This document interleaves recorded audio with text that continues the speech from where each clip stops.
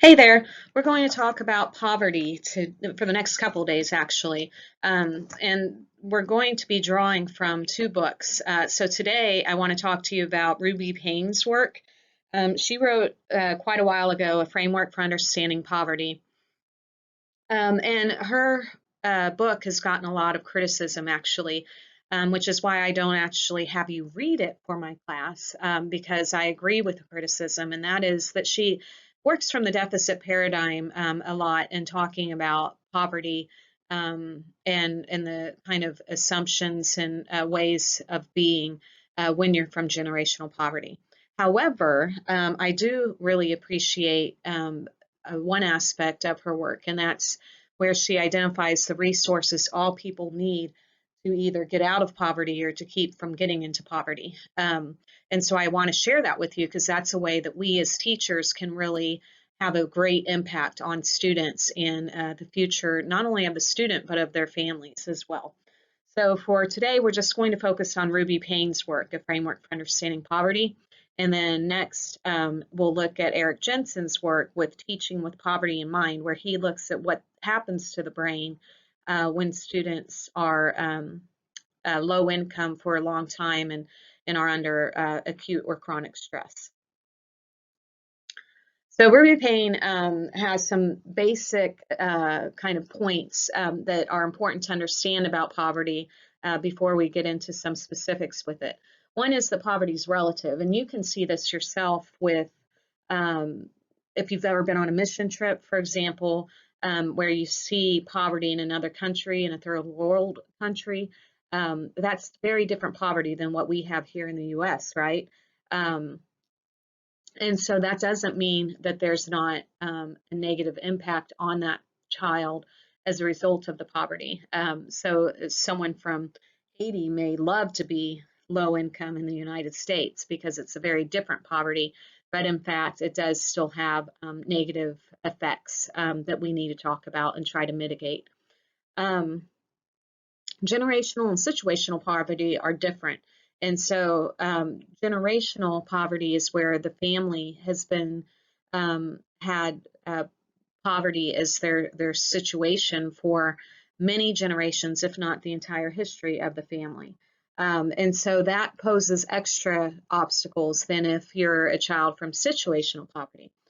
Situational is where the family may have been secured financially for a long time and may have been a part of a middle class culture or a higher class culture than low income, but um, they have encountered a situation that causes them to a financial hardship. So, for example, divorce, it could be um, uh, a death in the family. My friend died of pancreatic cancer when she was only 43 and had two children she left behind and a husband. Well, their income was cut in half, right? Because she was no longer able to contribute. Um, and so that can cause situational poverty. But the people who are living with situational poverty have some extra tools that generational poverty does not have available. Also, schools operate from the middle class cultural perspective and norms, values, and ways of doing things. And so, if a student is from generational poverty, they are more likely to struggle with that transition into a school situation because the way things are done in their home, in their community, are much more different than they are in the school. So that creates an extra obstacle for them. Ruby Payne shares a few facts about poverty that are helpful for us to think about. That low-income students are more likely to be from a single-parent family. Like I just mentioned, divorce can be very expensive because where you had one family, one household, you've broken it into two. So all those bills get doubled. So it's very expensive to divorce. Um, so students that are low income are more likely to be in a single parent situation. They're more likely to be a victim of child abuse or neglect because if a parent is raising them on their own and they have to go to work to get a paycheck, then they may be more likely to leave a child at home before they're ready. Um, they may be so stressed that they take it out on the child. They may be leaving the child with someone who normally they would rather not, but that person has made themselves available, and yet that person could be a perpetrator. So there are lots of ways that children can end up abused or neglected when they are low income. The parents are more likely to not have achieved a high school diploma or college education. The children are more likely to have developmental delays, and they're more likely to drop out of high school, often because once they start making money, then that becomes the priority, the immediate, rather than the goal of graduating from high school or getting an advanced degree. They're also more likely to give birth during their teen years. I had a student of generational poverty who already had a child when she was a freshman in high school, in 10th, or I'm sorry, not in 10th grade. She was a freshman. She was in my freshman class, and by October she had her baby, and then by May she was pregnant again. Now, so what like I had to come to realize is that low income students are less likely to have access to birth control. It's not that they're having sex more, it's that they don't have the resources available to them um, to eliminate some of the consequences of those actions. So middle class families have health insurance. They may have birth control covered under health insurance. Families from middle class or students from middle class may even have access to money for an abortion. And so where it may look to you as a teacher that they're this good kid that doesn't have sex, it may be that they had an abortion, whereas a low-income kid wouldn't have that as an option.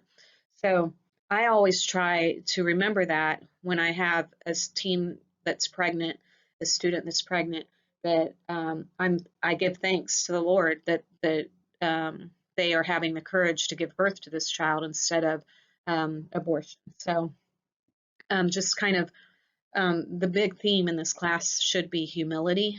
So just be humble and not judgmental when you see students who are pregnant. They're also more likely to score poorly on standardized tests. So that's why we're talking about this, right? We want them to have every opportunity to be able to have a bright future and maybe even change the future of their entire family. So we have students that are low income in every school. They're everywhere, and so we have to know how to identify what resources they need and then how we can meet those resources in the classroom. I had, when I taught at a boarding school, I had students from all over the world in my class, and I had, in the morning, I had a student who was a prince in Saudi Arabia, and then I think it was at the end of the day, I had a student who, when he returned home to Chicago, was living out of a car with his family. So he was there on full ride. So even at the most elite schools, even if that's your plan is to teach in an elite school socioeconomically for whatever reason, you will have low income students. I've never had a year of teaching where I had no low income students. They're always ever present. So Ruby Payne talks about that it's more than just financial to get out of poverty. And so she identifies, and this is the thing that I love about her work, is that she identifies other resources as well as financial that a person needs to get out of poverty. And so I want us to look at that because we can impact all of those resources if we are purposeful and dedicated to the mission. So here are the resources, and I want you to write them all down.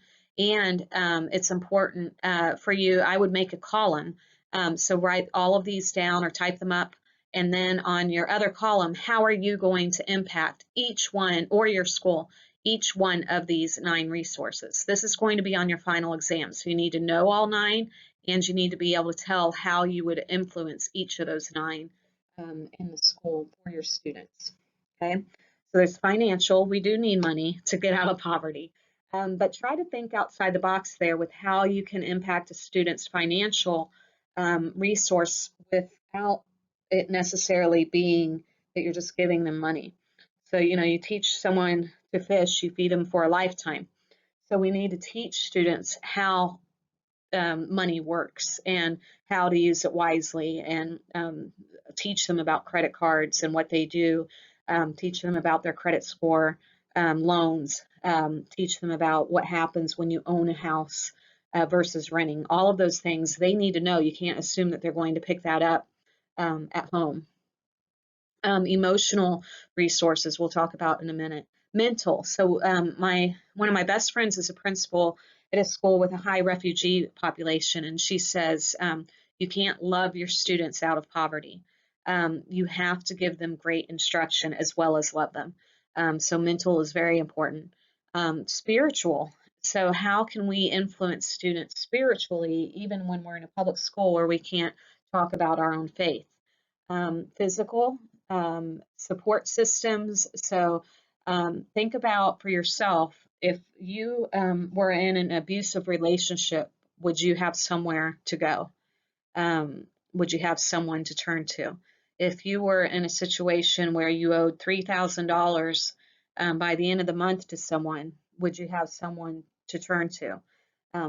And so think about, like, for students, how can we be a support system for them, or how can we develop support systems for them within the school community? Relationships and role models, so positive relationships that help students to grow to be who they need to be, and role models. So, and I think that role models is really helpful when it's a role model of the same gender. Myself, when my son was in elementary school, we were allowed to write a letter to the principal and request certain characteristics of their teacher. And a couple different years where I knew that there was a man in that grade level, I requested a man, because I can't teach my son how to be a man, right? My husband can, and his male teachers can. And so I wanted him to have that kind of role model for him. The knowledge of the hidden rules. So that's kind of the way we do things in a middle class community like schools. So things that aren't necessarily written down. A lot of it's good manners, but it can be even something like personal space, like that people in the middle class don't want you stepping on their toes while you're trying to talk to them and be right in their face. So we don't talk about that, but yet we expect it. And we prefer the students who get those hidden rules.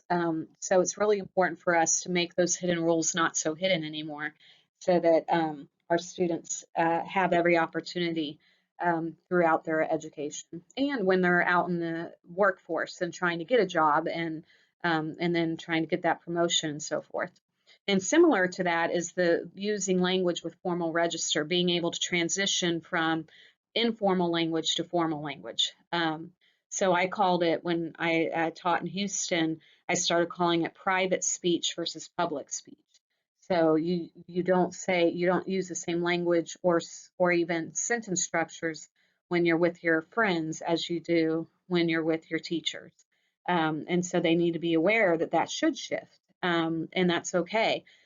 So I don't want to negate the language they use at home, because remember, whoever taught them their first language, those are their caregivers. Those are the people who have loved them from the beginning and who've been taking care of them from the beginning. So we don't want to take away from that in any way or disrespect that, but just talk to them in terms of having a personal language and a public language, or private versus public. So now I want you to, looking at those set those 9 resources, and hopefully you wrote those down, then I want you to read over this scenario about Shannon and tell me which of the 9 resources she seems to have available to her. Actually, I'll read it for you. It says Shannon's parents divorced when she was 4. Her dad had a high school education and later finished college with a 4.0 in business and computer systems. She had no contact with him from age 4 until she was 15. Her mom never finished high school, remarried a poor, uneducated man, and was addicted to drugs. So she had to take care of her 2 younger half-siblings throughout her own childhood, and she was sometimes abused by her mother herself. She lived on an army base and often went without food or nice clothing. She wore $5 sneakers to run with the high school cross-country team. She loved reading and learning, and she excelled in school. Her high school psychology teacher became a mentor of hers. So, which of those 9 resources does Shannon have? Jot those down. So pause and then jot those down, and then we're going to take a look at Charles. So Charles has been homeless in the past. He doesn't really know his dad. His mom really struggles to take care of him and his sister, and that's why they were homeless for a while. He is a special education student with a very severe reading disability. He attends a Catholic church. He really likes his teachers, gets along with everyone, but most of his teachers are women. So list the resources that Charles has available to him, and then decide for yourself which of these students, Shannon or Charles, has a better chance of climbing out of generational poverty.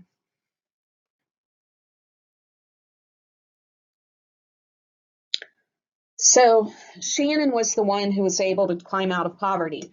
And a big part of that was the timing for her. So financial is important. And you notice that her dad came back into her life, and her when she was about a freshman or sophomore in high school. She was 15.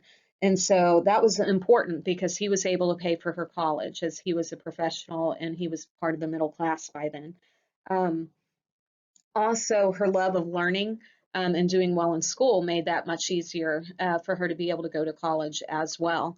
But she also had a role model in her psychology teacher. Even though it was a male psychology teacher, he showed a personal interest in her, and he even attended her college graduation, which was 3 hours from his home. So I got to meet him because Shannon is actually my niece. My brother is her father. So she was able to get out of poverty. She is actually very high income now, as she has a master's in social work, and I believe she's the CEO of a large children's home or rehab center in South Carolina, and she married a man that's a medical examiner. So he's a MD and medical examiner. But for Charles, I feel like we missed the boat. He was my student, and so he is not out of poverty. And where we missed the boat, even though he probably wouldn't have been able to make it through college because his disability was incredibly severe. A very intelligent student, but just academically, it was very difficult for him. But what we could have done for him is make sure that he's going to vocational training starting in 11th grade. So if he would have graduated with a trade, he could have had that opportunity to get out of poverty. But we should have coupled that with financial literacy as well. So I want to tell you real quickly an example of a good scenario that happened, and it was actually the same school where Charles was. Marcus was my student, but he also worked for me starting when he was a freshman in high school. I owned a math and reading center, and I hired him when he was a freshman. He walked into my center. We were doing a hiring event, and he came at the very end and wearing a suit and tie, and none of my other applicants came in a tie or suit, and came in, shook our hand, and he was just impressive. He was only 14 years old. And so when he left, my husband and I said, we got to find a place for him. We had already decided who we were going to hire because Marcus was late in the evening. But we decided let's go ahead and hire him anyway because he was just that impressive. So Marcus worked for us throughout his high school education, and what we didn't know at the time was his salary, or not salary, but hourly wages. His paycheck was going to help his grandparents pay for rent, and that Marcus didn't even have a bedroom. He didn't have a bed. He lived off his parents' or grandparents' couch his entire childhood. But Marcus, when he was in high school, he also took a financial literacy class, and he went on to college, worked full time, and went to school full time at the local university. And by the time he was age 20, he owned his first house. And So now he's at age 29, and he sold that house for a good profit and bought another house, and he is well into middle class. He is a manager of a bank, but like he has several branches under him. So he's doing quite well. So that financial literacy piece, I think, is so important, but also good education, and giving students a chance, I think, as well. Marcus also had spiritual. He was very involved in his church, and he did have the support of his grandparents, encouraging him as well. And he had our support as well, encouraging him and telling him, that he had incredible potential. So he had people who believed in him as well. So imagine, like, Marcus has changed the destiny of his family's lineage.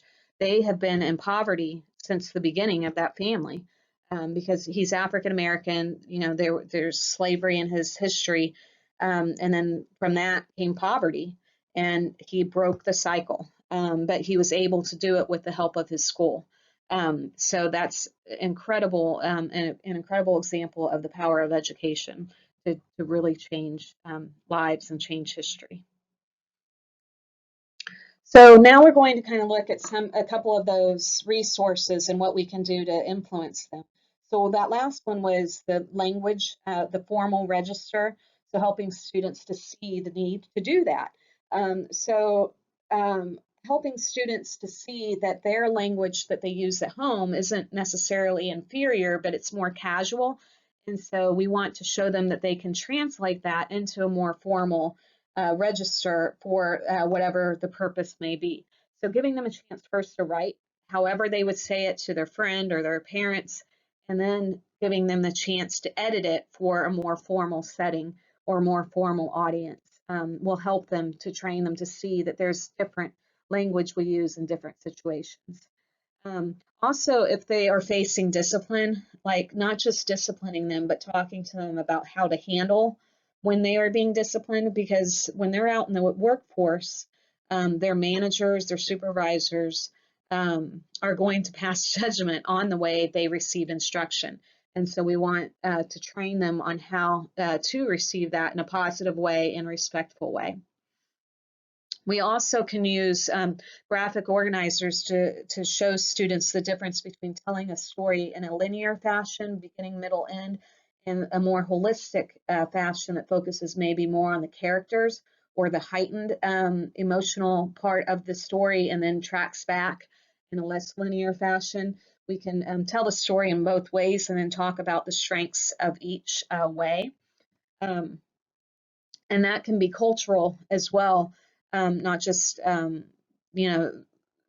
poverty, but also, for example, African American students may be more likely to tell a story more holistically than linearly as well. And so we have some great writers who write that way, Toni Morrison being one of them.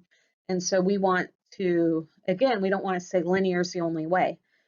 So show them creatively how they can tell stories in different ways and be able to do both. And then also just teaching them those structures directly. And you can even use storytelling in all the content areas, not just in English class. And that's helpful because a higher context culture does tend to appreciate stories more and relationships more. And so stories are filled with relationships. So if you can create that in your content area, then that may be something that they remember. They're more likely to remember for a long-term memory. And just knowing that we want to talk to them again about how using correct language will get them ahead in the workforce as well. Also mentioned was the emotional resources. So we can tap into that in the school as well. And one way that I was able to do that through good leadership was we had an advisement program where all of the school staff and faculty, we all had advisees. So we had about 15 to 17 advisees each. And you had them for your the students' whole 4 years. So I had the same students, their freshman year, sophomore year, junior, senior year. And they came to us, I think about once a week. We met as an advisement group. But then the great thing was that we then it was built into my schedule to go down once a week, I believe, to the guidance department, and they gave me this little like a toolbox of files, and I would pull like 3 or 4 students each week and have them come down to the guidance, and I would talk to them and just check in with them. How are your classes going? Are you getting along with your teachers? Are you getting along with your peers? What do what's going on at home? What are your goals? And then, if they were wanted to go to Votech, then I would help them get signed up for that or go do a tour of Votech. If they were interested in college, then I would take them over and show them how to sign up for the SAT and all kinds of things like that, that usually falls only on the guidance department that's overtaxed. For this, they had just me to come to. And so sometimes I had students come to me for emotional reasons because they're struggling with a teacher, they were struggling with their peers, but they knew that they had an advocate in the building that was going to fight for them. And so that was really, really powerful, I think. We can also use discipline strategies that are encouraging restoration and not just punitive. So we don't want to just punish students, especially when that punishment takes them out of the classroom. That drives me a little nuts, to be honest. But instead, we want to use discipline to teach them successful behaviors and self-regulation. Similar to the advisement program is looping, and that's where, like, it often happens in elementary school, but where they have a teacher who follows the students for a couple years. So the first grade teacher may be their second grade teacher too, and then they get passed on to another teacher for third grade, but that's their teacher for third and fourth. So it just creates this long-term relationship for the teacher and student, and the teacher and the parents as well, their family, which is really helpful to student achievement. We can also talk to students in terms of options. So when I did have discipline issues with students, I talked to them about the choice that they made. So I want to emphasize that this didn't just happen to you, but you chose to respond this way, and this is the consequence. So helping them to see that they have options and choosing the option that's going to be most beneficial to them, I think is helpful. And then helping them with just good instruction, as we mentioned before, and teaching goal setting. So when I taught English, sometimes I would, like every month, once a month, I would have them pull out their goal setting sheet where they had at the beginning of this quarter said what they want to achieve in English class, and then how they were going to achieve it. And then the last column was how's that going? And they would tell, whether they were sticking to their plan or not and why. So just getting them to reflect again on their decision making and their behaviors, and whether it was leading to success or contributing to them struggling in school. Okay, so I'm going to actually share this next part of Eric Jensen's work tomorrow. So we're going to stop there for today. So have a great day, and yeah, just have a great day.